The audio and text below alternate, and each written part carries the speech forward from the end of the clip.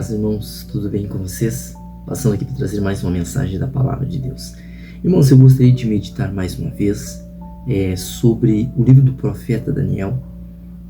Antes de começar a discorrer a palavra, eu gostaria de pedir para você curtir, compartilhar, se inscrever no canal, comente e deixe seu comentário, porque isso vai fazer com que o YouTube entenda que é um conteúdo relevante e possa estar abençoando esse canal.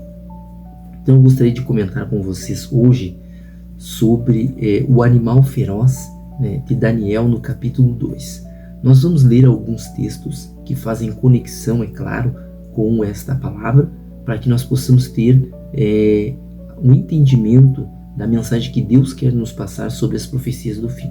Como eu tenho dito, esse canal sempre fala muito sobre as profecias do fim, para que nós possamos estar inteirados do momento atual em que nós estamos passando e aonde nós estamos sendo inseridos a cada dia daquilo que Deus profetizou através dos seus santos profetas, dos discípulos e do próprio Senhor Jesus, que em breve virá para buscar a sua igreja depois da tribulação, depois do ressoar da sétima trombeta. Então vamos ler Daniel no capítulo 2, nós vamos ler Apocalipse, capítulo 13, nós vamos ler também Daniel no capítulo 7, que também faz referência a esse animal, e vamos fazer leitura no capítulo 17 de Apocalipse também. Então, Daniel no capítulo 2, a partir do versículo de número 40. Daniel capítulo 2, verso 40 diz assim: E o quarto reino será forte como ferro, pois como o ferro esmiuça e quebra tudo, como o ferro que quebra todas as coisas, assim ele esmiuçará e fará em pedaços. E quanto ao que viste dos pés e dos dedos, em parte de barro, de oleiro e em parte de ferro, isso será um reino dividido. Contudo, haverá nele alguma coisa da firmeza do ferro, pois viste o ferro misturado com barro de lodo. E como os dedos dos pés eram em parte de ferro e em parte de barro, assim por uma parte o reino será forte, e por outra será frágil. Quanto ao que viste do ferro misturado com barro de lodo, misturar-se-ão com semente humana, mas não se ligarão um ao outro, assim como o ferro não se mistura ao barro. Mas nos dias desses reis, o Deus do céu levantará um reino que não será jamais destruído, e este reino não passará a outro povo, esmiuçará e consumirá todos esses reinos, mas ele mesmo subsistirá para sempre. De maneira que viste que do monte foi cortada uma pedra, sem auxílio de mãos, e ela esmiuçou o ferro, o bronze, o barro, a prata e o ouro. O grande Deus fez saber ao rei o que há de ser depois disso. Certo é o sonho e fiel a sua interpretação. Irmãos, o profeta Daniel, ele está trazendo a revelação para o rei Nabucodonosor, que teve um sonho. E nesse sonho ele viu uma grande estátua, cuja cabeça era de ouro, que significa o próprio império de Nabucodonosor, o império babilônico, que foi um império vasto, grande, e que depois ele teve, no sonho, ele teve a visão dos peitos e braços de ferro da estátua, de ferro não, de prata, que simbolizava o reino dos medos e persas. E o terceiro reino, que simbolizado pelo bronze, é o reino da Grécia, que veio a comando primeiro, de Alexandre o Grande, que também era considerado um chifre que foi quebrado no auge da sua força.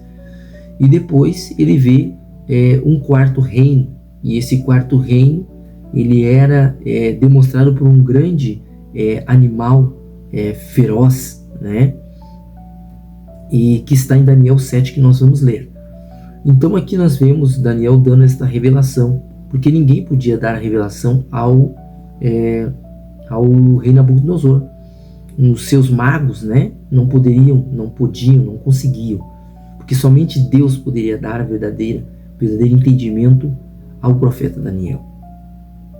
E diz aqui que, como viste os pés e os dedos, né, que são 10 dedos, aqui já está fazendo referência aos 10 chifres que estão na besta que sobe do mar, lá em Apocalipse 13, que também nós vamos ler.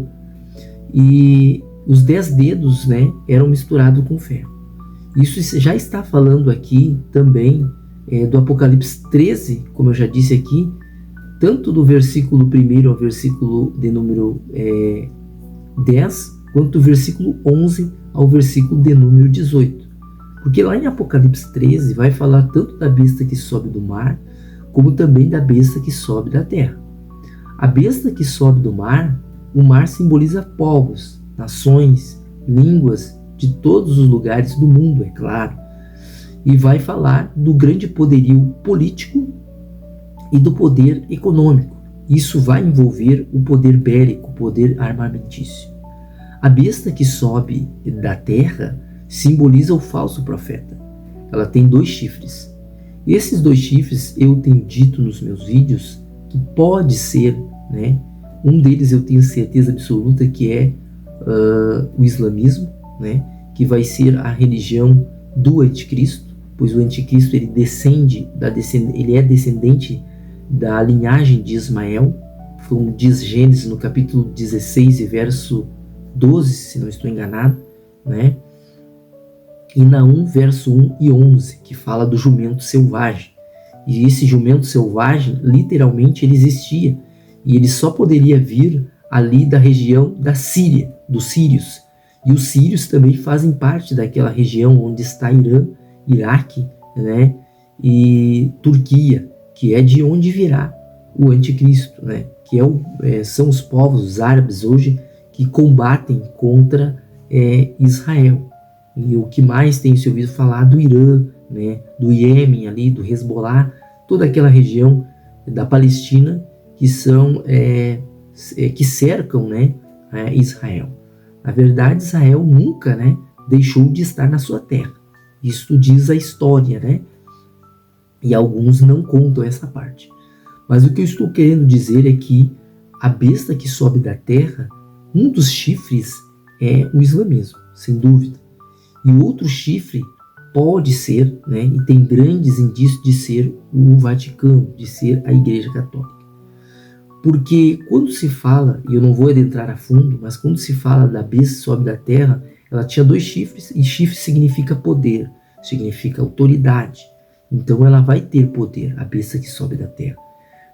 Que poder que ela vai ter? O poder de enganar, o poder de conduzir as pessoas a crerem em uma religião, né, em uma entidade com certeza demoníaca, que é a besta que sobe da terra, que deu poder à besta que sobe do mar, que a besta que sobe do mar deu poder à besta que sobe da terra, porque as duas agem em conjunto, guiadas e dominadas pelo poder do anticristo, que vai receber o poder do dragão, que é a antiga serpente, que é Satanás, que é o diabo, que é o opositor de Deus.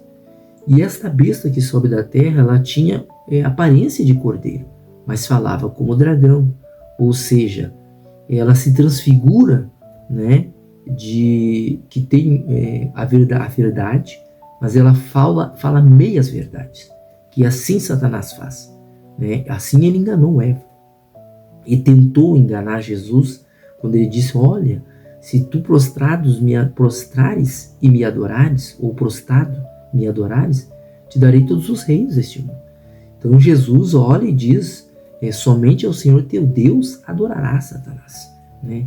E o próprio Deus é o dono de todos os reinos. Inclusive Jesus hoje, ele é Rei dos reis e Senhor dos senhores. Enquanto ele estava na terra, em parte humana e parte divina, ele se entregou como um cordeiro mudo.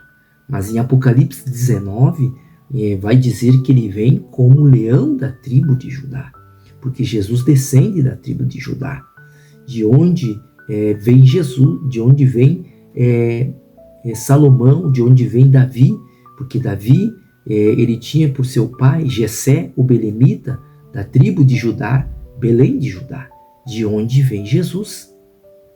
E a Bíblia vai dizer então que este animal, né, ele é visto também na estátua de Nabucodonosor, né, porque ali na estátua, quando fala da parte de ferro, fala de Roma.